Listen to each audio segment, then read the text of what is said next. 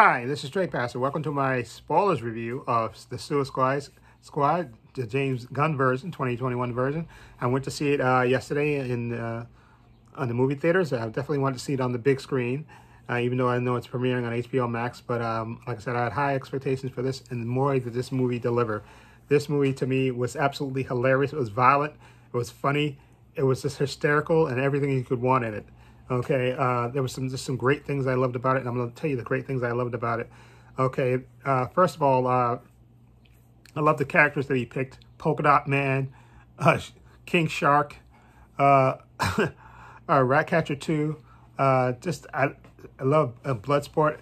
Now, a lot of people were kind of hesitant about, when they found out that Will Smith was going to be in this, and they picked Idris Elba, and he was going to be Bloodsport, and they said, well, that's the same character as, after seeing the trailers, oh, that's the same character from, it's the same story, just with a different character. Deadshot, Will Smith, Bloodsport, Idris Elba. But they made it different enough. And there's the great scene that you see in the trailer that, that Amanda Waller is basically blackmailing him with his daughter and locking her up, okay, if you don't join the mission. But there's a conversation that he has with his daughter and the young actress, I forgot what her name is, but where basically they're yelling at each other and basically telling each other, go F you, F you, F you, F you. They're cursing back and forth with each other. So, this is no loving relationship like Will Smith had, Deadshot's character had with his daughter in the first movie. This movie, it's a completely contentious relationship with his daughter, but he eventually agrees to go on the mission anyway, okay? And King Shark was another fun, Sylvester Stallone does the voice for him, and he he was absolutely hilarious because, of course, he wanted to eat humans and stuff all the time, and basically they had to, throughout the movie, they had to kind of rein him in so he wouldn't eat humans and stuff. And of course, there were times when they let him run rampant, okay? And he was just a fun, lovable character. He was, and he was just a simple character, but he was absolutely hilarious at the same time as well. And also, Ratcatcher 2, who I forgot who the young actress's name is, but I thought she was really, really good. She caught my eye when I saw that trailer when Bloodsport was saying, I want to make sure that you come out, you survive this, and then she said, I want to make sure you come out all right? And I liked their relationship in this movie because basically in both cases, he doesn't have the best relationship with his daughter, and she had her father had passed on, so she misses her father. So he basically becomes her pseudo father in this movie, and that's why he kind of wants to make sure that she survives because he realizes that she's young. And the only thing, and the hysterical thing is that Bloodshot is terrified of rats, of course, and she, of course, she controls the rats, and she has a pet rat that's with her all the time and stuff. And she even makes the remark, I think that, I forgot what the rat's name was, but she said, he likes you, because I think there was one point where the rat waved at him, and she tells him that she knows that, I think there's a part towards the end where, they're going to, save the town, and she tells him, listen, he knew, whatever the rat's name is, he knew you had good in you. And that was one of the sweet parts about that movie, because they kind of flash back, she talks about her father in the movie, and he's played by the guy that did, what's his name? The guy who directed the last Thor movie. I forgot his name. He's an actor / director. I can't think of his name. Tahiti. I can't remember his name. He got one of those wacky names, but he's in this briefly and in flashback as her father and stuff. And she talks about how her father and the rats took care of her and all this stuff. And you really care about her character and you want her to survive. And I thought that was great. And John Cena, he was great as Peacemaker because he's basically like Captain America. A nutso Captain America who will do anything to complete the mission, no matter how violent it has to be. Okay, that he's just like Captain America on steroids. Okay, and he's just absolutely fantastic. And him and Bloodsport have kind of a banter back and forth. And there's a great scene where they're trying to rescue Rick Flag. Okay, and they sneak upon this village where they think he's being held, and they actually have basically like a pissing contest where they're killing the people that they think are holding Flag left and right. They're killing them and trying to one up each other. They're killing these people they think they're holding them hostage. And it turns out, and they kill them in imaginative ways, all kinds of sick, twisted ways. And then it ultimately turns out that the people that are holding Rick Flag are not the soldiers that took over the country, but they're actually the rebels, the people that are fighting against them, which was ultimately also funny. And it came to that realization. But there's also a funny scene in this, and I know other people have mentioned this, will probably mention this, okay, because I saw other reviews of this, and this stood out to me as well, because they're sneaking up on these people, killing them left and right. And there's one scene where the guy is in the outhouse, right, and he's, taking a piss, okay, and he gets shot in the head, and of course, he falls back, and of course, you see his dick, and which is totally random, just a random scene with a guy falling back, and it's just with his dick out, which is absolutely, it's out of nowhere. It just James Gunn's sick sense of humor. I said, oh my God, what the fuck? And then there's a scene where a guy that's in a tub, he's like taking a bath, and they like push over like I think the radio in it, and he electrocutes himself to death. And it's just, again, the violence is out of control and sick. And there's a great scene with Harley too. There's two scenes with Harley that really actually three scenes with Harley that really stood out to me. The first was when, they go on this suicide mission, and the first opening sequence is absolutely great. And that's when basically, you see the first Suicide Squad team, and you don't know at the moment that they're the distraction, actually. And they basically get wiped out on the beach. And Rick Flag is with them, and Harley Quinn and Boomerang. So you think, oh, man, maybe they're going to die too. But actually, Boomerang does die. Rick Flag actually gets saved, and Harley Quinn gets captured. And Harley Quinn gets captured by the generals that take over the country. And there's one young general, I guess, and he takes a liking to her. And he decides he wants to capture her. He wants to romance her, or basically have sex with her, and wants her to marry him so he can project this image. And he starts talking about killing women and anybody that opposes him, women and children. And all of a sudden, out of nowhere, bam, she shoots him. She just shoots him right in the gut, and he's like bleeding out, like crawling and dying. And she's telling him, listen, from my past experience, anybody that starts talking about killing women and children, I'm gonna have to take out. And this came out of nowhere. It's so random, because you suspected this guy would be one of the main characters, one of the main villains, but he actually got killed early, because after him and Harley Quinn hooked up, and that was just so random and just out of nowhere. This made me laugh behind off. And then there's she's getting tortured, obviously, for killing the general, the young general who was supposed to be in charge. And she breaks out, after they finish torturing her for a bit, and she kind of passes out. And one guy, the other main general that's in charge now, he leaves, and the main torturer is there with her, and she kind of snaps his neck with her legs, and she breaks out with the key, and she kills about 30 soldiers, just in the most imaginative way. She has this javelin that she got actually from one of the suicide members that died in the beginning of the movie, and she's using that, and she's using guns. She kills about like 30 people, easy, 30 soldiers, easy. And there's a funny part about that, so she basically escapes on her own.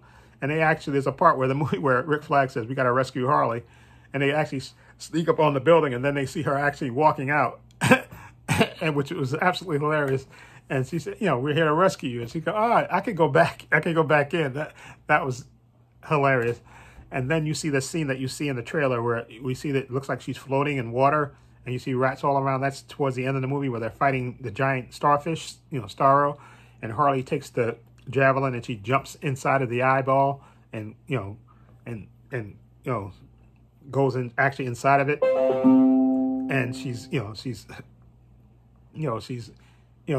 floating in the inside of the starfish, which is dying because all the rats are inside of it eating it out. And that's how they defeat Starro.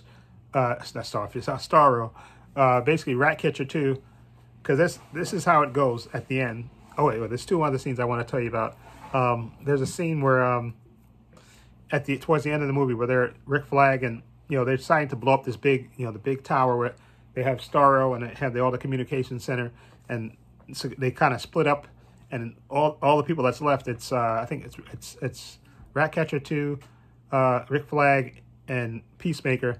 They're going to got to blow up the lab and all that stuff, and then Harley Quinn, Deadshot, Bloodsport, and King Shark, they're planning explosives all around the castle to blow everything up too. And what it basically comes down to, they destroy everything, and then there's the like a hard drive that shows that the Americans actually was bankrolling the regime that was there before the military took over. And Rick Flag wants to, let the world know that the United States was doing this. But Peacemaker said, no, I'm here because Manowala wants to make sure that no evidence of the United States was involved in this. And basically they have a fight. They have a brutal knockdown fight inside the lab. And ultimately, Peacemaker kills Rick Flag, okay, which I wasn't expecting him to die, but he did die, okay. And then, of course, Ratcatcher 2, she sees that, and she grabs the hard drive, and she's running, and he's chasing her. And then he catches up to her, and he's about to kill her. And then they kind of flash back 8 minutes, which I thought was cool. And then you see what Bloodsport and Harley Quinn and King Shark are doing. They're playing them, and Polka Dot Man playing explosives and stuff. And then, they're blowing up. They accidentally start the charges early. And you see that shot that you see in the trailer with Bloodsport. He's like, as the tower's collapsing, he's falling from one level to another level to another level to another level till he gets to the level where you see he's like right even with Peacemaker, who's about to kill Ratcatcher 2, and she tells him, listen, he killed Rick Flag, and he wants to destroy the hard drive that tell the world that the United States was behind this. And of course, Rick Flag and Bloodsport actually knew each other from before. They served together, so they have like this standoff. Peacemaker and Bloodsport, and then they shoot at the same time. You see the bullet goes, and Bloodsport's bullet is smaller than Peacemaker's bullet, and it drives right through it and destroys it, and then it shoots Peacemaker right in the throat, and of course he falls over and dies, and which I wasn't expecting that either. But there's a post-credit scene where you see that Peacemaker is not dead. Peacemaker or Peacekeeper? Peacemaker, I think that's his name. He's not quite dead. Okay, he survived. Okay, so I guess because I thought maybe since they killed him, they'll do a series with it. When he has a series, they'll do a flashback. But now that he survived, I guess they'll go from that point on with his series, with him recovering and going on whatever wacky mission they sent him on. Okay, again, this movie's great because again, after they blow up the tower and all that stuff, and they're basically, the army's there, and they're getting ready to leave, okay? And then Starro breaks out because they've been torturing him basically for years and experimenting on him with people and stuff. And they're getting ready to leave. Manowala tells them to leave. We don't care about, Starro basically comes out and says, this town is mine. He takes over all the soldiers, and he's headed towards town to, take over the rest of the village and kill all those people. And Amanda Waller's telling them, you got to drive now. Go ahead and leave. You don't have to stay around. Whatever happens in that country happens. Okay? And they start to leave, but then Bloodsport changes his mind and goes, F, and changes to damn it. And then he turns around and they head back. And then, of course, Ratcatcher 2 follows him and says, I knew you had good in you. And he follows him. Then, of course, Harley Quinn, who has the javelin. And there was a funny moment in the beginning of the movie when the javelin guy gets killed and he hands her the javelin and he tells her, you can carry it. And he did, before he tells her what the purpose of it is, he dies, and she's like smacking him to him. What's the purpose? What's the purpose? And then right at that moment, at the end of the movie, she's going, now I know what the purpose is with the javelin. And then she runs too. And then, of course, Polka Dot Man follows after him, and King Shark. And then they battle Starro and ultimately kill him.